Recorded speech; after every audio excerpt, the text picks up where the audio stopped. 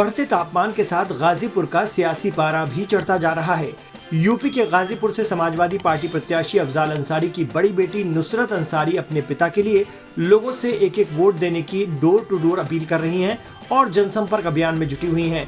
शनिवार को नुसरत गाजीपुर शहर के रजदेपुर मोहल्ले में चल रहे एक कोचिंग सेंटर पहुंची, जहां पढ़ाई कर रहे युवा छात्र छात्राओं से मुखातिब हुई। उन्होंने कहा कि लोकतंत्र को प्लीज बचाइए, सरकार को बदलना जरूरी है। इस दौरान उन्होंने ये भी कहा कि भ्रष्टाचार, बेरोजगारी के मुद्दे पर वोट करना जरूरी है। उन्होंने अपने पिता अफजाल अंसारी के लिए वोट भी मांगे। गौरतलब है कि एक दिन पहले अफजाल अंसारी ने सपा कार्यालय लोहिया भवन में आयोजित इंडिया गठबंधन की बैठक में सभी पार्टियों के तमाम पदाधिकारियों के बीच अपनी बड़ी बेटी नुसरत अंसारी का परिचय कराया था। इस दौरान पत्रकारों के एक सवाल के जवाब में उन्होंने कहा कि हमारी बेटियों में बहुत हौसला है, बेटियां किसी से कम नहीं है, बस उन्हें अवसर मिलने की जरूरत है।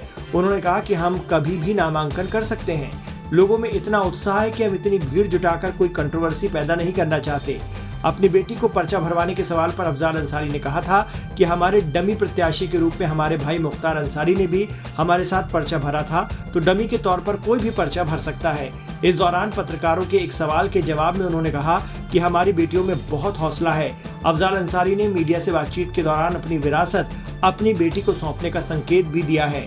अगर जरूरत पड़ी तो नुसरत कमान संभाल सकती हैं और वो इसके लिए तैयार भी हैं।